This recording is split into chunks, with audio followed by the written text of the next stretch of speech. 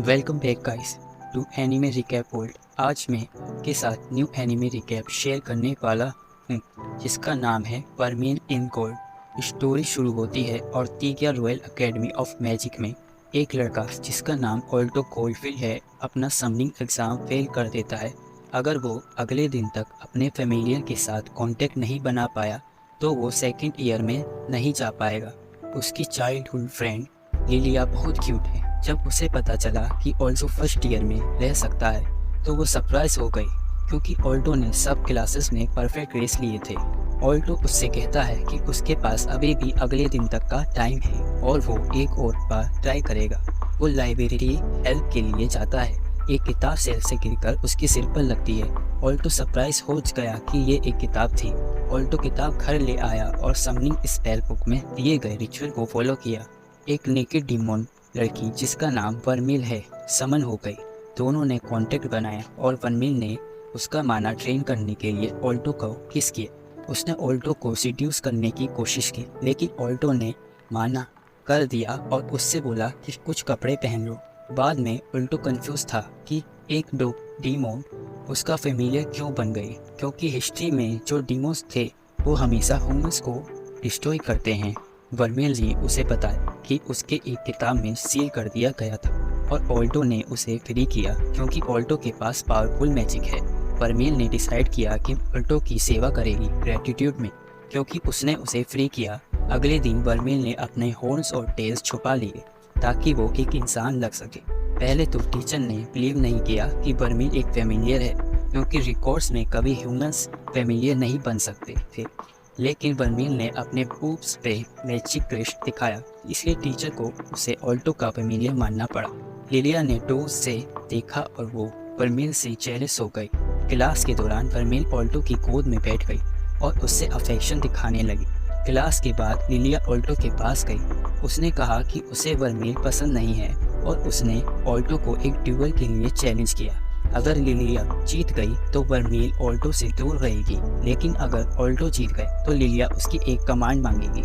उन्हें स्काई में प्लेटफॉर्म पर जाना पड़ा और उनके ड्यूअल सब स्टूडेंट को ब्रॉडकास्ट किया गया। लिलिया ने अपने फेमिलियर सेल्फिड को समन किया जो एक हाई क्लास विंड स्पिरिट थी।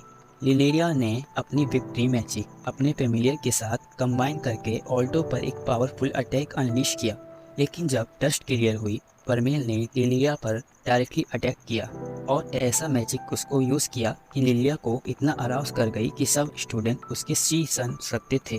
ऑल्टो जीत गया तो उसने लिलिया को ऑर्डर दिया कि वो वर्मिल के साथ दोस्ती करे। फिर वर्मिल ने ऑल्टो को बताया कि लिलिया उसे प्यार करती है लेकिन ऑल्टो ने उस पर विश्वास नहीं किया।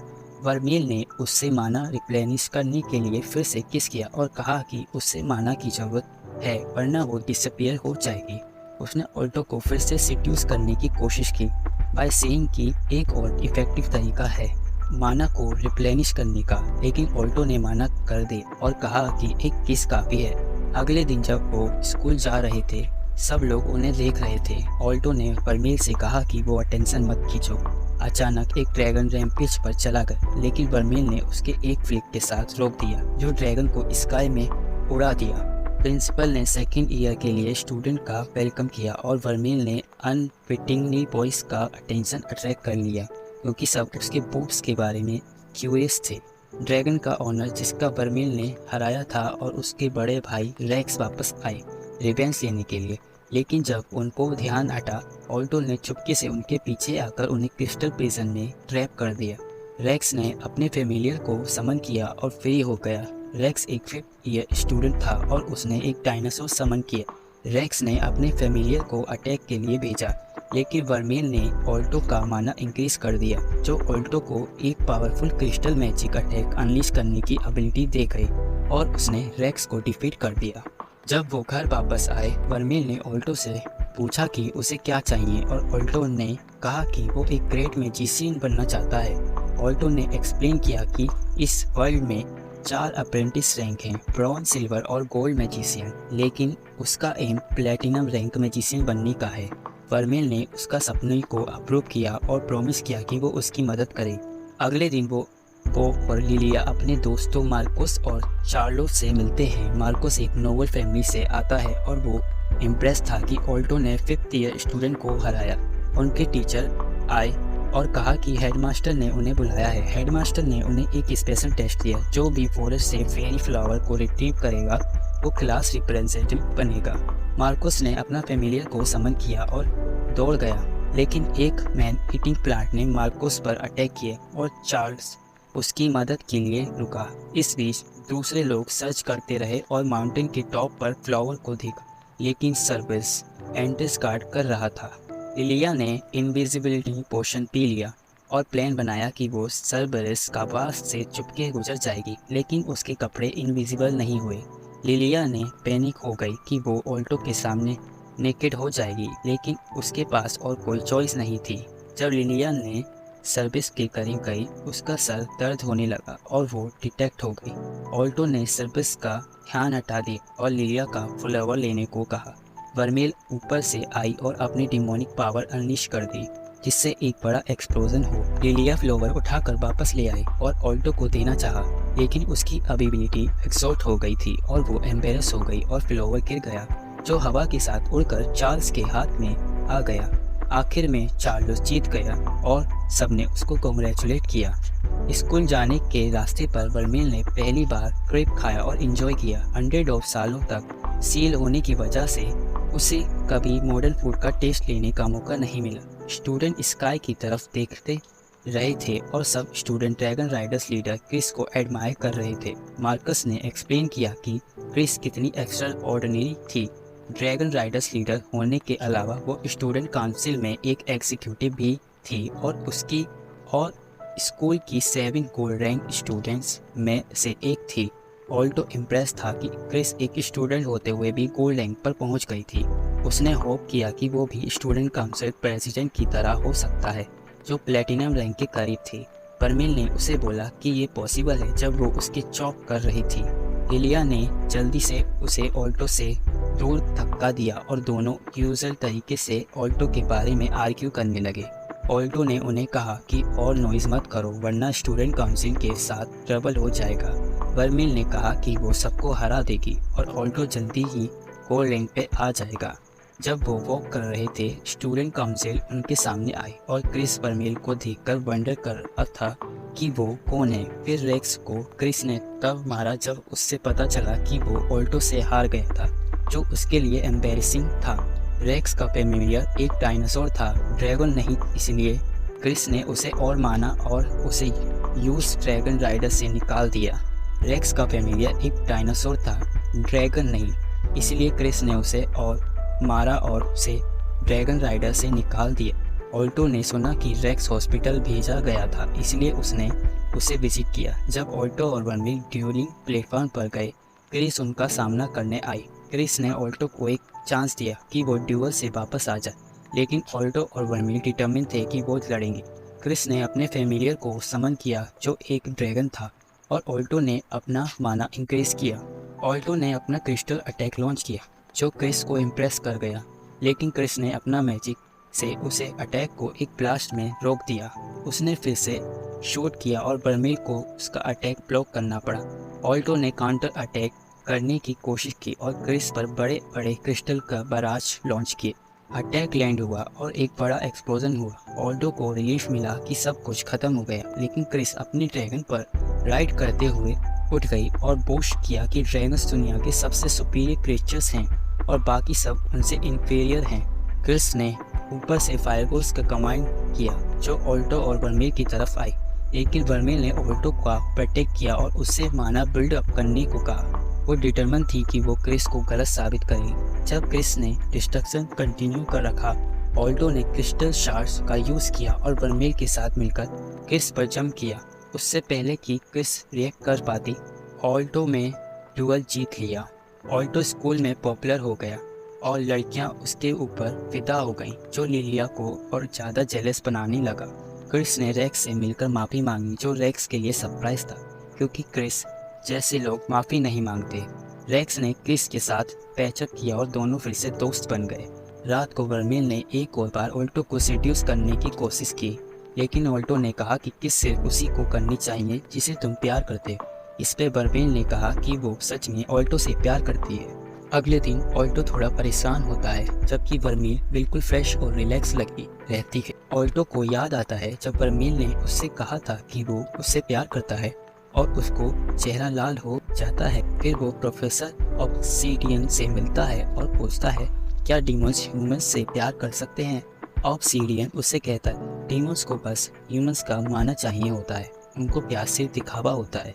इसके बाद ऑल्टो वर्मील से डायरेक्टली पूछता है, क्या तुम्हें बस मेरे माना के लिए ही मुझसे प्यार है? वर्मील अपनी फीलिंग्स प्रूव करती है, उससे बिना उसकी माना सक के एक पैशनेट किस देती है और कहती है, मुझे तुमसे वैसे ही प्यार है ऑल्टो। दूसरी तरफ ऑब्सीडियन एक फीमेल स्टूडेंट से प्राइवेट में मिलता है। लड़की उसे कहती है कि वो उससे प्यार करती है और ऑब्सीडियन उसे हक करते हैं, लेकिन उसके हाथ में एक सस्पिशियस लुकिंग सिरिंज होता है।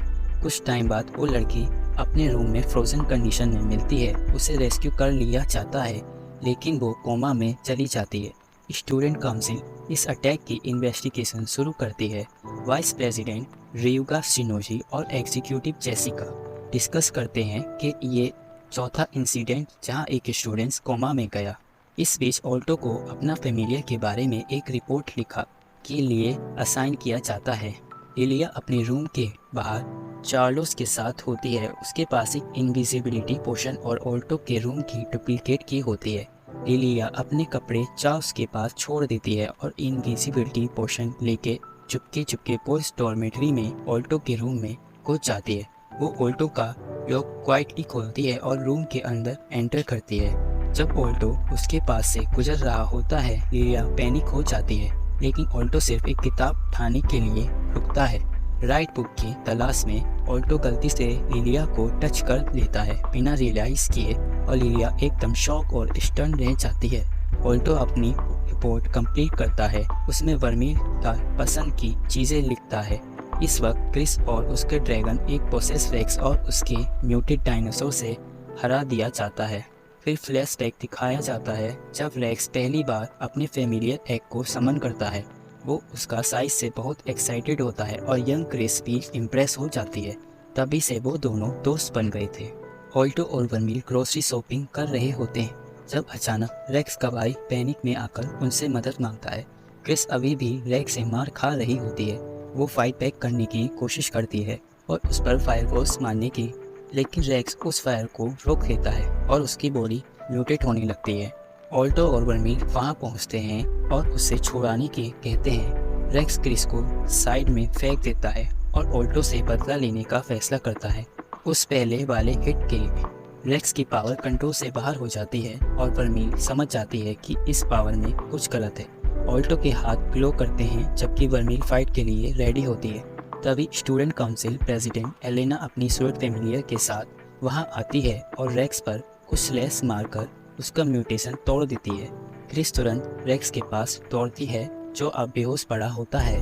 3 दिन बाद स्टूडेंट काउंसिल एक मीटिंग रखती है जिसमें ये 5वां इंसिडेंट नोट किया जाता है। उन्हें शक होता है कि कोई ड्रग्स या ब्लैक मैजिक के यूज़ करके स्टूडेंट को कंट्रोल कर रहे हैं। इस बीच ऑल्टो और लिलिया को उनके अपकमिंग ब्रॉन्ज रैंक एग्जाम के बारे में बताया जाता है।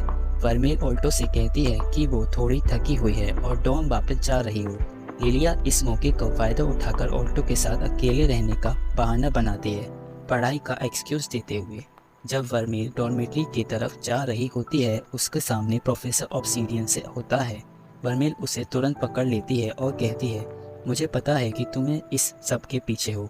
ऑब्सीडियन प्रिटेंड करता है कि वो बेचारा है, लेकिन वर्मील उसे कहती है, मुझे तुम्हारे ऊपर का एक लो लेवल डीमन की स्मेल आ रही है। उसने उससे वार्निंग दी कि अगर उसने ऑल्टो को नुकसान पहुंचाया तो वो उसे मार देगी। वर्मील आगे बढ़ती है, लेकिन अचानक ऑब्सीडियन उसके पीछे आता है और उसे अपनी सिरिंज से इंजेक्ट कर देता है।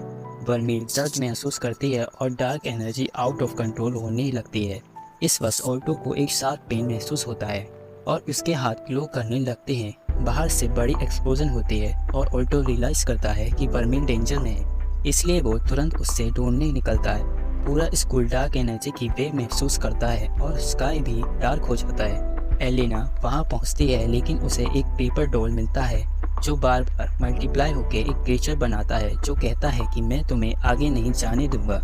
इस दौरान वर्मील एक अनस्टॉपेबल विंग डीमन में बदल चुकी होती है। ऑब्सीडियन अपनी मैजिक यूज करके उसके गले में एक मैजिकल चेन डाल देता है जिससे वो वर्मिल को कंट्रोल करता है। जब ऑल्टो और लिलिया वहाँ पहुँचते हैं, ऑब्सीडियन उन्हें दिखाता है कि वो कैसे वर्मिल को कंट्रोल कर रहा है, जिससे वर्मिल उसके सामने झुकती है। ऑल्टो ये सब देखकर हॉरर में आ जाता है और ऑब्सीडियन घमंड से कहता है कि उसने स्टूडेंट पर अटैक किया था और उन्हें डिमोनिक एसेंस इंजेक्ट करके डिमोन में बदलने की कोशिश की थी। ऑल्टो को डर होता है कि वो वर्मिल को खो देगा और उसका गुस्सा इतना बढ़ जाता है कि एक ब्लास्ट ऑफ मैजिक एनर्जी वर्मिल तक पहुंचती है। वर्मिल अचानक ऑब्सीडियन पर अटैक करती है, लेकिन ऑल्टो उसको रास्ते में आ जाता है और वर्मिल की क्रो से घायल हो जाता है। इससे वर्मिल और भी ज़्यादा फेरोरियस फॉर्म में बदल जाती है और ऑब्सीडियन को फिर से अटैक करती है, लेकिन ऑल्टो उससे एक बार फिर रोक देता है। ऑल्टो उसे कॉम करते हैं और वर्मिल रोते हुए अपने ओरिजिनल फॉर्म में लौट आती है। जब ऑल्टो की मौत होती है, वर्मिल उसे तुरंत किस करती है और उसकी चेस्ट के होल को हील कर देती है। ऑब्सीडियन इस अनएक्सपेक्टेड टर्न ऑफ इवेंट से परेशान हो जाता है और अपने आप को अपने फॉर्मूला से इंजेक्ट कर एक मॉन्स्टर्स डीमोन में बदल लेता है। वो एक ड्रिल पंच से अटैक करता है, लेकिन वर्मिल उसके एक ही पंच में आधा उड़ा देती है। ऑब्सीडियन वर्मिल की पावर देखकर चौंक गया और अपनी बॉडी को छोड़कर भागने की कोशिश करता है, लेकिन क्रिस अपने ड्रैगन पर उस पर अटैक करती है। आखिर में वर्मिल उसे एक जोर का पंच मारती है, जिससे वो वापस जमीन पर गिरता है और उसका डिमोनिक बॉडी धीरे धीरे गायब हो जाती है। कुछ देर बाद ऑल्टो होश में आता है और लिलिया आंसू भरी आंखों से उसका शुक्रिया अदा करती है कि वो ठीक है। इसी वक्त मोस्टर जिससे एलेना लड़ रही थी रिट्रीट करता है और कहता है कि वो फिर मिलेगी। वर्मिल ऑल्टो से माफ़ी मांगती है उससे मारने के लिए। फिर वो उदास होते हुए समझाती है कि उसने ऑल्टो को एक डीमन्स हार्ट देकर उसे हील कर दिया था और अब उनके लाइफ फोर्स कनेक्ट हो चुके हैं। अगर एक मर गया तो दूसरा भी मर जाएगा। अब ऑल्टो का दिल भी वर्मिल की माना से चल रहा है। वर्मिल ऑल्टो के साथ थोड़ा कोल्ड बिहेव करती है क्योंकि वो अपनी मोस्टर फॉर्म की वजह से अपने आप को ऑल्टो के लिए ठीक नहीं समझती, लेकिन ऑल्टो गुस्से में कहता है कि उसे कोई फर्क नहीं पड़ता और वो वर्मिल को किस कर लेता है। ऑल्टो डिक्लेयर करता है कि उसे कोई डर नहीं है और वह हमेशा साथ रहेंगे। ये सुनकर वर्मिल को समझ आता है कि ऑल्टो उसे प्यार करता है और वो शर्मा जाती है। इस सब के बीच लिलिया को पहले ही पता चल गया था कि वर्मिल एक डीमंस है। वर्मिल उससे झूठ बोलने के लिए माफ़ी मांगती है और बुरा महसूस करती है कि ऑल्टो को उसकी वजह से चोट लगी, लेकिन लिलिया को इस बात से कोई फ़र्क नहीं पड़ता क्योंकि वो जानती है कि वर्मिल बुरा नहीं है और उसके ऑल्टो के लिए फीलिंग्स सच्ची हैं। लिलिया उससे तसल्ली देती है और कहती है कि वो ऑल्टो पर भरोसा करती है और अगर वर्मिल कभी आउट ऑफ कंट्रोल हो गई तो वो उसका ख्याल रखेगी। वर्मिल ऑल्टो के रूम में वापस जाती है और उसे फिर से माफ़ी मांगती है, लेकिन ऑल्टो खुश होता है कि वो अब ठीक महसूस कर रहा है और दोनों फिर से एक दूसरे को समझकर किस करते हैं। अगले दिन वर्मिल को एक नई यूनिफॉर्म मिलती है, लेकिन वो उससे फिट नहीं होती। दूसरी तरफ चर्च में एक प्लेटिनम मीन हेल्डियोर और एक farmer platinum means low light obsidian के फेलियर पर छोटी बातें करते हुए एक पेपर डॉल से कम्युनिकेट कर रहे होते हैं। स्कूल में सब लड़के वर्मिल के नए लुक को देखते हैं और सब ऑल्टो की तरफ करते हैं कि उसने उसे वापस क्लास में लाया। अचानक स्टूडेंट काउंसिल क्लास में आते हैं और ऑल्टो और वर्मिल को डिटेन करते हैं। ऑल्टो को लगता है कि उन्होंने डिस्कवर कर लिया कि वर्मिल एक डीमन है, तो वो पूछते हैं कि उन्हें क्या रोका गया है। एलेना माफ़ी मांगती है कि वो ऑब्सीडियन की फाइट के दौरान मदद नहीं कर पाई, लेकिन जो वजह थी कि वो ऑल्टो और वर्मिल को रोक रहे थे वो कुछ और ज़्यादा सीरियस थी। अचानक एलेना पूछती है कि क्या वो दोनों को सीक्रेट छुपा रहे हैं और ऑल्टो के पास और कोई रास्ता नहीं बचता, तो वो कन्फेस करता है कि वर्मिल एक डीमंस है और उनके लाइफ फोर्स कनेक्ट हैं। सब ये सुनकर चौंक जाते हैं, लेकिन ऑल्टो दावे से कहता है कि वर्मिल बुरा नहीं है और वो उससे किस भी हालात में प्रोटेक्ट करेगा। जेसिका को लगता है कि वर्मिल बहुत डेंजरस है, लेकिन एलेना ऑल्टो पर विश्वास करती है और उसका सीक्रेट रखने में मदद करने की फैसले करती है, ये नोट करते हुए कि वो आसानी से ऑल्टो को मार सकते हैं। फिर एलेना ऑल्टो को इनवाइट करती है कि वो स्टूडेंट काउंसिल का एग्जीक्यूटिव बन जाए। ऑल्टो को लगता है कि वो बस उन नज़र रखते चाहते हैं, लेकिन एलेना उससे याद दिलाती है कि कैसे वो क्रिस को एक ड्यूल में हरा सकते हैं। ऑल्टो उसका ऑफर एक्सेप्ट करता है और अपने दोस्तों को इस बारे में बताता है। ये सुनकर सब सरप्राइज हो जाते हैं। मार्कस प्राउड होता है और लिलिया उसे बधाई देती है। ऑल्टो को अब चिंता होने लगती है कि ज़्यादा लोग वर्मील की आइडेंटिटी के बारे में जान रहे हैं। वो और स्ट्रॉन्ग बनना चाहता है ताकि वो उसे प्रोटेक्ट कर सके। वर्मील ऑल्टो को वार्न करती है कि वो स्टूडेंट काउंसिल से बचकर रहे, क्योंकि उसे शक है कि एलेना एक ऑर्डिनरी वुमन नहीं है। अगले दिन ऑल्टो अपनी पहली काउंसिल मीटिंग अटेंड करता है, लेकिन गलती से वो लड़कियों के कपड़े बदलते हुए देख लेता है। जेसिका डर जाती है और ऑल्टो को पनिश करना चाहती है, लेकिन एलेना कहती है कि गलती उनकी थी जो दरवाज़ा लॉक नहीं किया। उसके बाद एलेना उन्हें एक पेपर दिखाती है जो वो क्रीचर था जिससे वो लड़ रही थी। क्रिस उससे एग्जामिन करने की कोशिश करती है, लेकिन एलेना समझाती है कि उसमें एक एडवांस मैजिकल फार्मूला है। कोल्ड लेवल में टीम भी उसे समझने में असफल रही थी और कंक्लूजन दिया कि उनके दुश्मन प्लेटिनम लेवल के हैं। लोलाइट और हेल्दियर इस बीच प्लेटिनम सोर्सरर कोहाकुमियो से मिलते हैं। उन्होंने इसके एक्सपेरिमेंट के लिए डिमोस पार्ट दिए होते हैं। लोलाइट इस पार्ट को लाने की दिक्कत पर शिकायत करती है, लेकिन अभी भी उसके पास काफ़ी काम बाकी है। लोलाइट हेल्दियर से कहता है कि अब उनका अगला टारगेट ऑल्टो और वर्मील है। ऑल्टो सपने में एक छोटी वर्मील रोता हुआ देखता है एक डिजर्ट सिटी में। उसके सामने एक लेडी आती है जो उससे कहती है कि उसे ह्यूमंस की मदद करनी है या उसकी तबाही, लेकिन इस प्रोसेस में वर्मील को बचाना पड़ेगा। ऑल्टो अचानक जाग जाता है, बिल्कुल हिला हुआ। वो अपने पढ़ाई के लिए जाता है। ब्रॉन्ज एग्ज़ाम के लिए चिंतित महसूस करता है। अगले दिन ऑल्टो अपने एग्ज़ाम की चीज़ें इकट्ठा करता है। उसने वो किताब देखी जिसमें वर्मील को सील किया गया था। ऑल्टो जल्दी से वो किताब अपने साथ ले जाता है। लिलिया को लगता है कि वो अब स्कूल के दूसरे स्टूडेंट से अलग दिखने लगे हैं, क्योंकि उनकी एकेडमी सबसे प्रेस्टिजियस थी। स्टूडेंट हॉल में इकट्ठा होते हैं प्रैक्टिकल एग्जाम के लिए। वहाँ एक बड़ा क्रिस्टल बॉल था जिसमें आग थी। एग्जामिनर ने कहा कि ये टेस्ट उनकी माना को मेजर करने के लिए है और उन्हें बस अपनी माना फायर में डालनी थी और उसे बढ़ावा देना था। पहले स्टूडेंट बुलाया गया, लेकिन वो फ्लेम पर कोई असर नहीं कर पाया। अगला स्टूडेंट, जिसका एक भयंकर बियर फेमिलियर था, ट्राई करता है, लेकिन वो भी फेल हो जाता है। अब लिलिया की बारी आती है और वो सबको दिखाती है कि कैसे ये करते हैं। वो फ्लेम पर फोकस करती है, क्रिस्टल पर नहीं, और आसानी से फ्लेम को बढ़ा देती है। एक और स्टूडेंट भी वैसा ही करने में सफल होता है। इसके बाद चार्ल्स और मार्कस भी सक्सेसफुली टेस्ट पास करते हैं। ऑल्टो लास्ट स्टूडेंट था। उसने क्रिस्टल को एनालाइज किया और देखा कि पीछे से माना देने आसान था। एग्जामिनर ऑल्टो से इम्प्रेस होता है कि उसने टेस्ट का असली मकसद समझा। वर्मील ने ऑल्टो को सजेस्ट किया कि वो शो ऑफ करे और वो मान गया। ऑल्टो ने सबसे मुश्किल जगह चुनी माना देने के लिए। उसने अपनी माना डाली और एक बड़ी सी आग बना दी जो सिल्वर में बदल गई। टेस्टर्स चौंक गए और ऑल्टो फ्लेम को और बढ़ाने रहा जब तक क्रिस्टल क्रैक होकर टूट गया। ऑल्टो एम्बेरस्ड हो गया और क्रिस्टल तोड़ने के लिए माफ़ी मांगता है, लेकिन एग्जामिनर ने उसे कहा कि उसने फुल मार्क के साथ पास किया। एग्जामिनर जानते थे कि क्रिस्टल प्लेटिनम लेवल मैचेस से भी आसानी से नहीं टूटा करता। रिटन एग्ज़ाम के लिए तैयार होते वक्त वर्मील ने ऑल्टो को साइड में बुलाया ताकि वो उसकी माना रिप्लेनिश कर सके, लेकिन इस वजह से वो लगभग लेट हो गया। दूसरी तरफ लोलाइट ने एक दूसरा स्कूल के स्टूडेंट को मार दिया और उसका टिकट चुराकर एग्जाम में घुसने का प्लान बनाया। ऑल्टो एग्जाम के लिए दौड़ता है और वक्त पर पहुंच जाता है। जब ऑल्टो अपनी सीट ढूंढता है, लोलाइट उसके बगल में बैठ जाता है और उससे गुड लक बोलता है।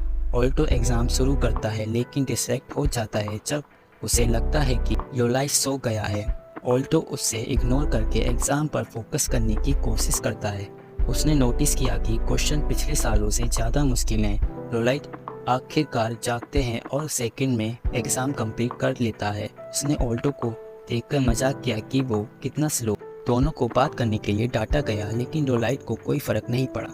अचानक एक गार्ड दौड़ते हुए आता है और रिपोर्ट करता है कि कोई लोलाइट ने जिस स्टूडेंट को मारा था उसकी बॉडी मिल गई है। तब सबको समझ आता है कि लोलाइट असली स्टूडेंट नहीं है। लोलाइट एक बड़ा स्टोन गोलेम समन करता है। वो कहता है कि उसने बस मजे के लिए टेस्ट दिया था और उसके असली टारगेट ऑल्टो है। ऑल्टो को समझ आता है कि लोलाइट ऑब्सीडियन के साथ मिलकर काम कर रहा है। एक पहले वाला टेस्टर ब्रेक करके अंदर आता है और प्रोफेसर को बचाता है। वर्मिल विंडो के थ्रू जंप करके आती है और अपनी डिमोनिक मैजिक से अटैक करती है, लेकिन गोलम उसके अटैक को ब्लॉक कर लेता है।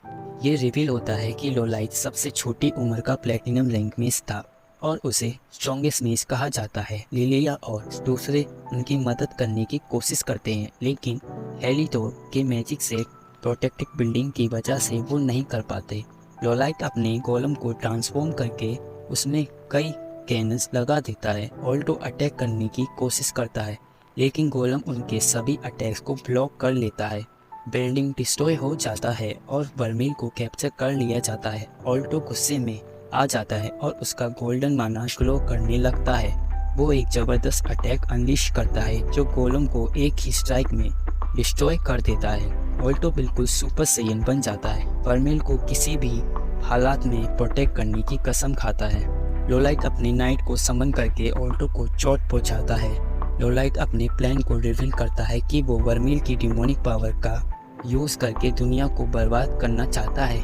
ऑल्टो और ज़्यादा गुस्से में आ जाता है और उसी वक्त वर्मिल अपनी डिमोनिक फॉर्म में बदल जाती है, लेकिन वर्मिल को मैजिक के ज़रिए जंजीरों से बांध दिया जाता है, जिससे उसकी पावर सील हो जाती है और वो फिर से ह्यूमन फॉर्म में आ जाती है।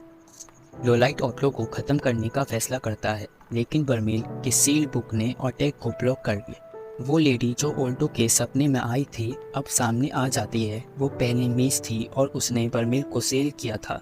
विच तुरंत ऑल्टो को वर्मिल की यादों में भेज देती है। ऑल्टो अपने आप को 550 साल पहले पाता है और एक छोटी वर्मिल को देखता है। मेज समझाती है कि वर्मिल को एक न्यून ने कुछ और लोगों के साथ पाला था। वो सब एक फैमिली की तरह रहते थे और वर्मिल खुश थी कि वो जानते थे कि वो डीमन है, लेकिन फिर भी उसे प्यार करते थे। एक दिन लोगों ने डिस्कवर किया कि वर्मिल डीमन थी और ब्लॉक के लिए उससे जिम्मेदार ठहराया। लोगों ने चर्च को गिराव में ले लिया। उसकी बहन ने उससे भागने को कहा और वो शहर से निकलने वाली थी, लेकिन वर्मिल ने सुना कि लोग उसकी फैमिली को मारने वाले हैं। वर्मिल वापस भागती है, लेकिन तब तक देर हो चुकी होती है और उसे पता चलता है कि उसकी पूरी फैमिली को फांसी दे दी गई थी।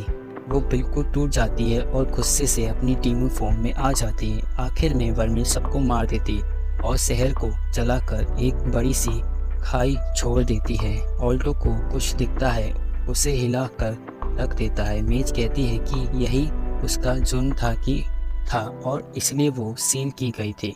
ऑल्टो पाता है कि वो वर्मिल के साथ इंटरेक्ट कर सकता है और उसे तसल्ली देता है। वो अपने अडल्ट फॉर्म में आती है और कहती है कि उसके गुनाह कभी माफ़ नहीं होंगे, लेकिन ऑल्टो कहता है कि उससे कोई फ़र्क नहीं पड़ता और वो हमेशा उसके साथ रहेगा। दोनों दूसरे को किस करते हैं और जंजीरियाँ टूट जाती हैं जब ऑल्टो डिक्लेयर करता है कि वो उससे प्यार करता है। रियल वर्ल्ड में लोलाइट एक और गोलम समन करता है जो उसकी नाइट के साथ मर्ज हो जाता है। लोलाइट कहता है कि वर्मिल का असली वजूद दुनिया को बर्बाद करने के लिए है, लेकिन ऑल्टो उसे चुप करने के लिए कहता है। बोलता है कि लोलाइट को वर्मिल के असली रूप के बारे में कुछ नहीं पता। ऑल्टो अपनी पावर्स को वर्मिल के साथ मिलाकर एक क्रिस्टल अटैक लॉन्च करता है। वो गोलम के अटैक से टकराता है और उसे डिस्ट्रॉय कर देता है। लोलाइट इस पर असंभव महसूस करता है। वो और सीरियस होने लगता है और अपने मैजिक को प्रिपेयर करता है, लेकिन उसी वक्त हेलिडोर एक पोर्टल से बाहर आता है। हेलिडोर कहता है कि वो स्पेस वर्क का ज़्यादा देर मेंटेन नहीं कर सकता। लोलाइट डिसअपॉइंट होता है, लेकिन उसके पास कोई और रास्ता नहीं होता और वो कहता है कि वो एक दिन वापस आएगा अपनी फाइट ख़त्म करने के लिए। पहली मैच फिर से आती है जो ऑल्टो को सरप्राइज करती है और वर्मिल को अपने अच्छा दोस्त कहती है और ऑल्टो से कहती है कि वो उसका ध्यान रखे। वो सबको अलविदा कहती है और बिल्डिंग को रिपेयर करके चली जाती है। लिलिया ऑल्टो के पास दौड़ती है, खुश होती है कि वो ठीक है। कुछ दिन बाद ऑल्टो और स्ट्रॉन्ग बनने के लिए ट्रेनिंग करता है ताकि वो वर्मिल को प्रोटेक्ट कर सके। ऑल्टो जेसिका के साथ सोर्स प्ले प्रैक्टिस करता है और क्रिस के साथ मार्शल आर्ट। वो दोनों से हार जाता है, लेकिन अपने आप को और बेहतर बनने की इरादा करता है। वर्मिल ऑल्टो को एक्सेप्ट करने के लिए थैंक्स कहती है और बताती है कि वो भी उसे प्यार करती है। ऑल्टो खुश होता है और वो दोनों गले मिलते हैं। अगले दिन स्टूडेंट काउंसिल मीटिंग में एलेना कहती है कि रिसेंट इंसिडेंट के बाद उन्हें स्टूडेंट को प्रोटेक्ट करने होगा और मिलकर काम करना होगा ताकि आगे के अटैक को रोका जा सके। लैटिना मेज को सामने करने के बावजूद सब इस बात पर अग्रीड होते हैं। लिलिया, मार्कस और Charles bronze rank exam pass होने का जश्न मनाते हैं, लेकिन जब ऑल्टो नहीं दिखता लिलिया जेलस हो जाती है और सोचती है कि वो वर्मिल के साथ कुछ कर रहा होगा, लेकिन इस कहानी का यही अंत होता है। Don't forget to like and subscribe. Thanks for watching.